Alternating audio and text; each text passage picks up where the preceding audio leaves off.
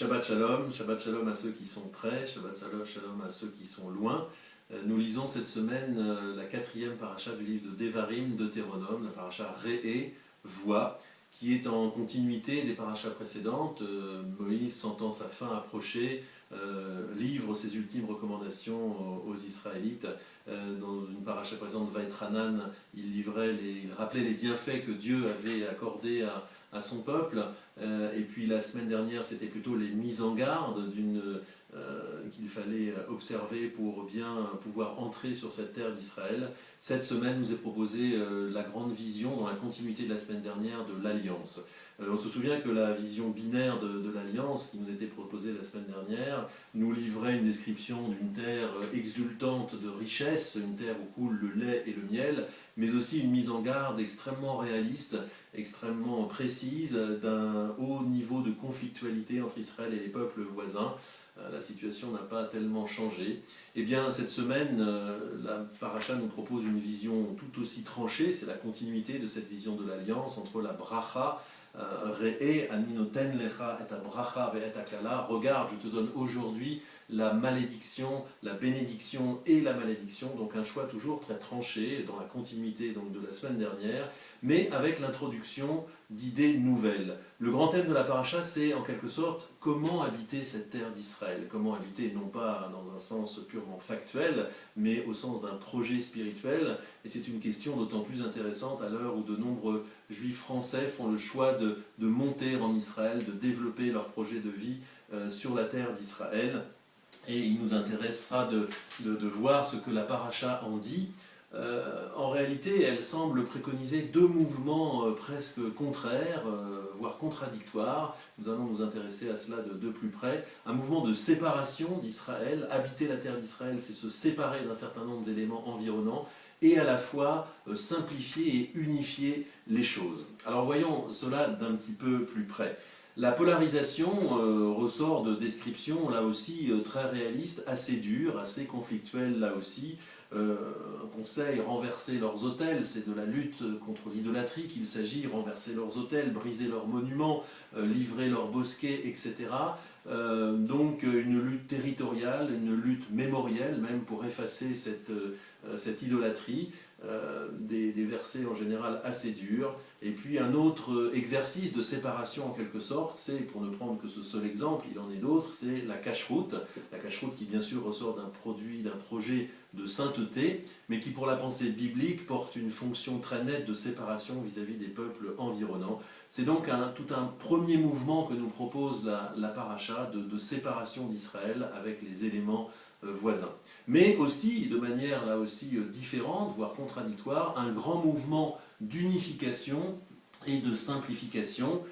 J'en veux pour preuve le verset 12, 14, « Garde-toi d'offrir tes holocaustes en tout lieu où bon te semblera, mais uniquement au lieu que l'Éternel aura choisi dans l'une de tes tribus. » On le sait, les commentaires nous le disent, il s'agit là de la centralité du temple. Maïmonide a des pages tout à fait intéressantes pour dire qu'il s'agit de la libération, de la mentalité de l'esclavage dû à l'idolâtrie, là où l'homme peut être tenté de sacrifier qui sur une petite hauteur, qui dans un autre bois sacré. Eh bien, il faut simplifier tout ça, unifier tout ça, un seul lieu de culte, et encore à des moments déterminés de l'année. C'est une libération, une simplification, et aussi une recette pour une centralité sociale, le fait de se retrouver, le peuple, plusieurs fois dans l'année, en un seul lieu, donc un mouvement d'unification. Et puis, autre verset qui prône ce mouvement d'unification, un verset étonnant, « Bani matem l'Adonai Elohechem, vous êtes tous les enfants de l'Éternel, lo titgodedu, ne vous tailladez point le corps ». Alors il s'agit là d'une recommandation concernant les rites de deuil assez violents moyen-orientaux, dont certains existent toujours d'ailleurs, notamment dans le chiisme, où l'on se taillade le corps, où l'on éprouve la souffrance suite à un mort. Donc la Bible nous enjoint de ne pas le faire, mais surtout le commentaire qu'en donne le Talmud de Yevamot 14a est très intéressant. Il dit « Lo ta'asu agudot agudot » ne vous tailladez point, ne faites point des factions entre vous, ne vous diminuez point, ne vous séparez point, que ce soit d'ailleurs au niveau collectif, au niveau du peuple, ou au niveau de soi-même. Ne soyez pas séparés de vous-même, restez unis. Et donc, voilà, habiter la terre d'Israël, nous semble dire la paracha, ce sont deux mouvements contraires, des mouvements de séparation, des opérations de séparation, mais aussi un souci d'unification. Alors, ceci reste un petit peu contradictoire, il faut bien l'avouer. C'est là que peut-être va nous aider un commentaire d'Ibn Ezra qui porte sur l'un des tout premiers versets de notre paracha pour peut-être amener à une solution synthétique de ces deux mouvements encore une fois opposés. Ibn Ezra nous parle de la situation physique d'entrée en terre d'Israël. Quand l'Éternel ton Dieu t'aura installé dans le pays où tu vas pour le conquérir, tu proclameras la bénédiction sur le mont Gérizim et la malédiction sur le mont Ébal. Ces versets très connus sont en général interprétés par les commentateurs de manière physique, à savoir très concrètement une partie du peuple d'Israël se sépare, monte sur le mont Gérizim pour y prononcer la bénédiction, une autre partie, elle, va sur le mont Ébal pour y prononcer la malédiction, et ainsi la terre est sanctifiée en différents endroits et maudite en quelque sorte en d'autres.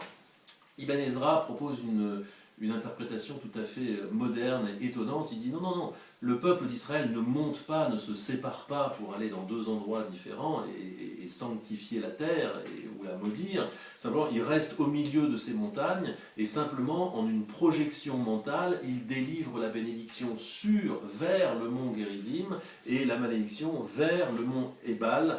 Et c'est une sanctification, en quelque sorte, non pas de position, ce n'est pas l'endroit où l'on est qui rend les choses bénies ou maudites, c'est une sanctification de projet, c'est une sanctification de projection, c'est là où l'âme est. Il y a une phrase de Schelling qui dit cela d'une autre manière, l'âme n'est pas là où elle est là où elle aime.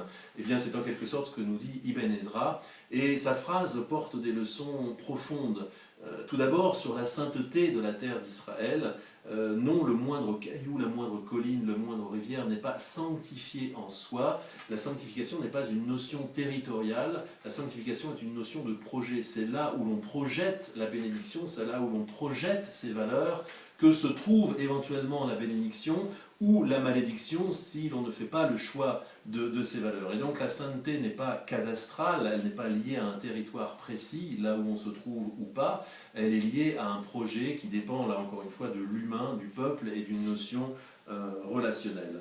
Et enfin, Ibn Ezra offre justement peut-être une solution à ces deux mouvements un peu contraires dont nous parlait la paracha, entre séparation et unification. Ibn Ezra nous dit que Lotit godedou, ne faites pas de faction en vous-même, ne vous séparez pas, à savoir que face à une alliance effectivement binaire, car il y a là une intuition hébraïque très profonde, si l'on veut que le monde soit meilleur, la possibilité pour qu'un monde soit meilleur demain qu'aujourd'hui, eh bien ça repose sur des choix tranchés, choisir une voie, en délaisser d'autres, mais justement que le fait de choisir les valeurs n'est pas quelque chose qui nous sépare, mais quelque chose qui nous unifie. C'est en choisissant une valeur, en décidant de projeter ces valeurs à certains endroits ou sur certains secteurs de la vie qu'en fait on devient unifié.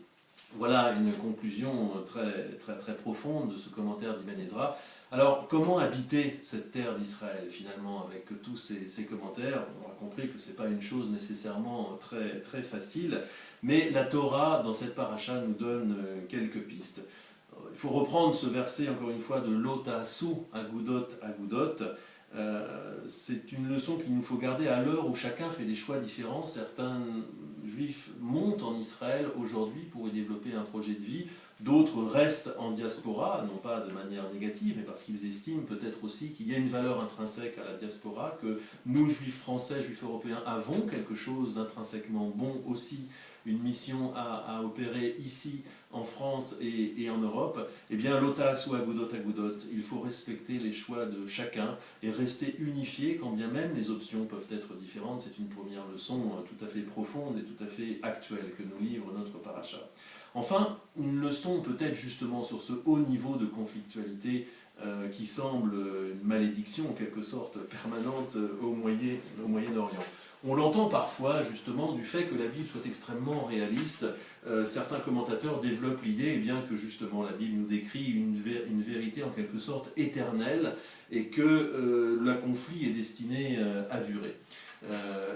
Et que c'est un modèle en quelque sorte qu'Israël ne peut pas ne pas être en conflit avec ses voisins. Eh bien, il faut le dire tout net, cette vision n'est pas la vision de la Bible. Il y a un verset de notre paracha qui démontre justement le contraire, qui est l'obatem adata, car vous n'avez pas encore atteint, vous n'êtes pas encore venu El Amenucha, jusqu'à la possession tranquille, nous dit la traduction du rabbinat, avec El Anachala, l'héritage que l'Éternel, ton Dieu, te réserve. La Bible nous parle donc de Nachala, d'héritage, car effectivement cette terre nous est promise, c'est une terre de promesse pour le projet du peuple juif, mais il nous parle aussi de Nachala, de repos. C'est-à-dire que, effectivement, la malédiction d'un conflit et la malédiction d'un conflit qui dure, c'est de nous faire oublier qu'il y a un objectif qui dépasse justement la gestion de ce conflit. Et c'est très très difficile déjà, et c'est un grand accomplissement déjà que de réussir à se défendre, que de réussir à préserver l'équilibre des forces, mais on passe tellement d'énergie dans cette gestion du conflit que l'on oublie peut-être, ou l'on préfère penser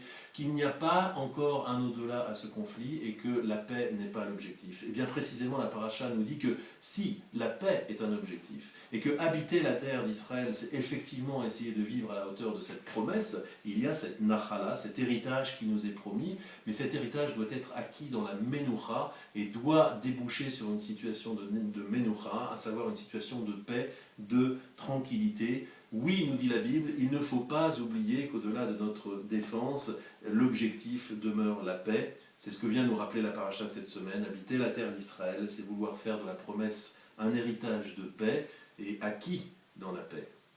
Shabbat Shalom.